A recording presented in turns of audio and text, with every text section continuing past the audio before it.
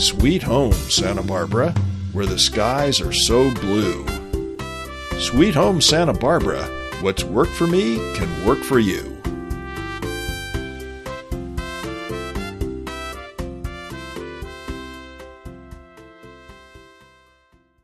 Welcome back, friends, to Sweet Home Santa Barbara.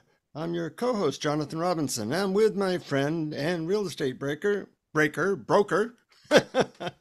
Scott Williams. How you doing, Scott? Well, you're something's broken this morning. We're breaking things just to get started. Yes, let's get going. Well, luckily, the place that we're going to be talking about today, Montecito, California, is not broken. It's done pretty well for itself over the years. And I'm wondering what you know about the history. It's a beautiful area, but I really don't know anything about it, hardly. Well, Montecito is a wonderful place that quite a lot of really wealthy people live. We're going to dive back into the Spanish days. Montecito means little woods in Spanish, and we're going to go back into the late 1700s when the Padres arrived, and they picked the place in Montecito as the place to put the mission. And if you know your history of missions, you know there isn't a mission in Montecito, but that's where they wanted to put it. They discovered fairly quickly that Montecito was the land of bears and Indians, and the woods were fairly impenetrable. And so they moved it over to the place in Santa Barbara where the mission is today. And they kept the corner of land there. That's still a Catholic church that was, that's still there today, the corner of East Valley Road and Hot Springs. Is still a Catholic church there, Mount Carmel, I think it's called. But this was a part.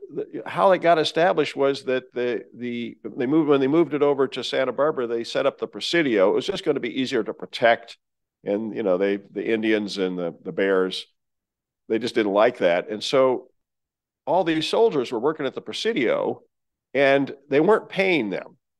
So they started giving 50-acre parcels in Montecito to each soldier. And so it became established as Spanish Town. 50 acres of Montecito, as you can imagine, I think there's only like two people in Montecito that own 50 acres, Oprah Winfrey, and then there's another fellow who was a billionaire.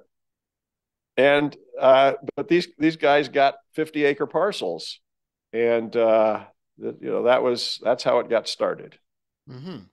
And I know that Montecito has some hot springs. Was that part of the early days in terms of people? Yeah, a gentleman named Wilbur Curtis in 1855 came to Santa Barbara, talked to the Indians. They told him about the hot springs where the Indians did healing ceremonies, and he headed up to the hot springs and had a miraculous cure.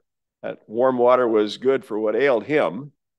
And he took such a love for the hot springs that a few years later in 1862, he built a hotel and began to publicize that you could come and get a cure here in Montecito, the warm waters. And that brought people, a steady stream, a trickle, became a flood of people who would go up to his hotel and take the waters.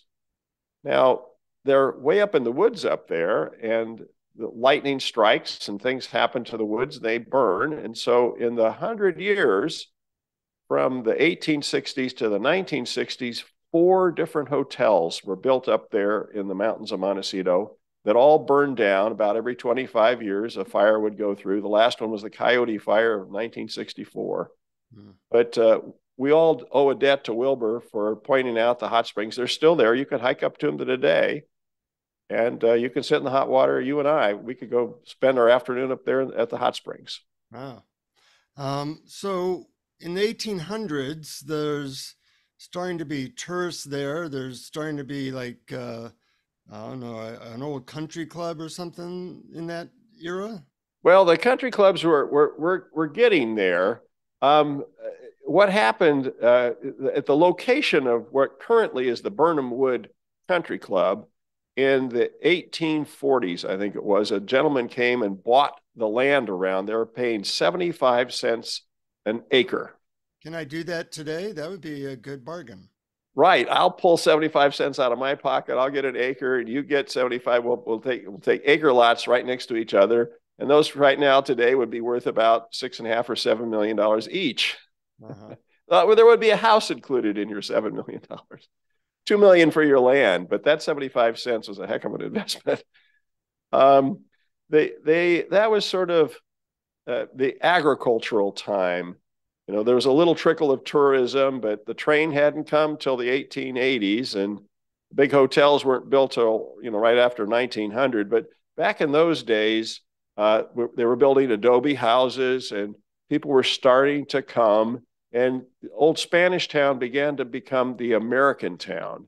This is what in the area we now know as the Upper Village. And an interesting guy, you may have heard of, there's a China maker from England, Dalton, China. Josiah Dalton came to Montecito in the 1870s, and he bought 20 acres of ocean front in Montecito. Oh my gosh, I don't know what he paid for that thing, but he put up a big house, and he sort of fell on hard times. He was the scion of the Dalton China family. So he had money, and but as he fell on hard times, he took up boarders in his big house, and eventually those boarders became they renamed it after the Spanish Miramar, and the Miramar Hotel, which has recently been rebuilt, is at that location where Josiah had his house. And it's still a hotel, you know, after all these years since the 1870s. Mm-hmm. Nice place. Nice place, absolutely. That was the adjacent Biltmore Hotel, by the way, was built in 1927. But around this time, we're beginning to, the train is starting to come in at the end of the 1800s, and they built a really big hotel in Santa Barbara in 1902, the Potter Hotel. So with the train and then a really luxurious hotel, we became a tourist attraction.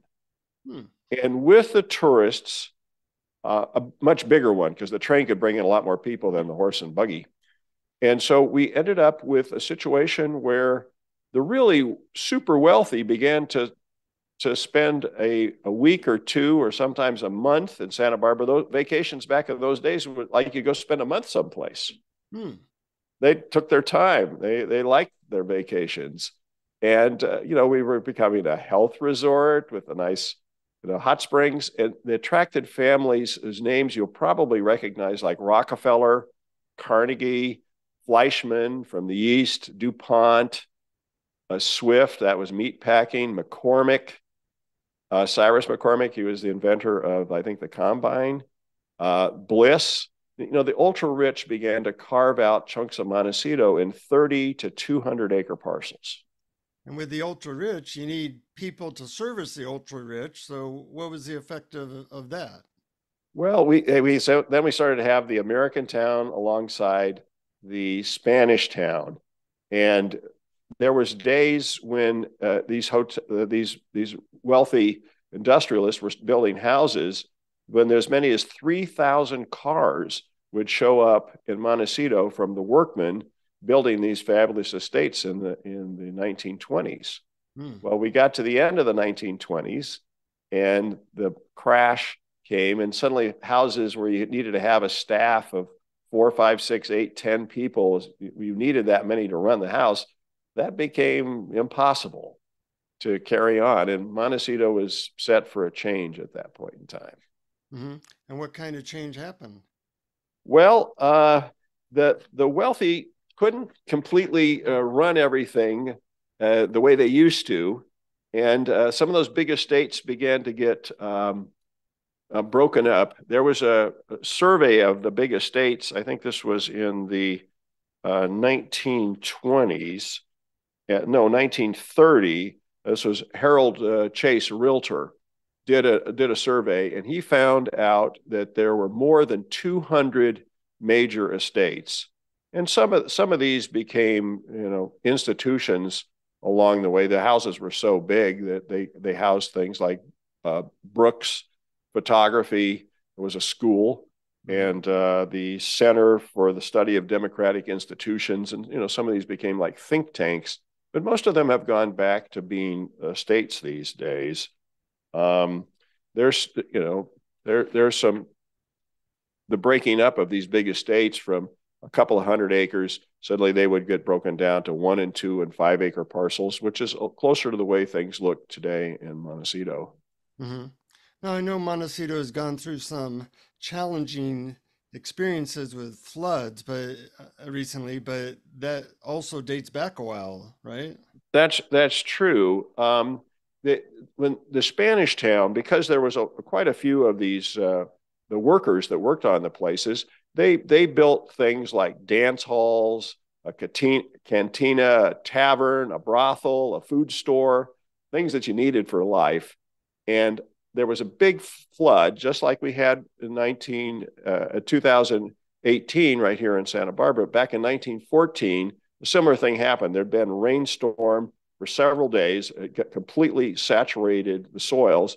And then in a 4-hour period of time, they got a huge deluge, and the mud and the rocks came down the hill in Montecito. This, things repeat, and wiped out a lot of old Spanish town and a lot of the buildings and houses, many houses, and people died, similar to what happened just a few years ago. So that, that impacted both the wealthy and the middle class in Montecito in those days. Mm-hmm. They did build some, as they rebuilt, and they rebuilt things that were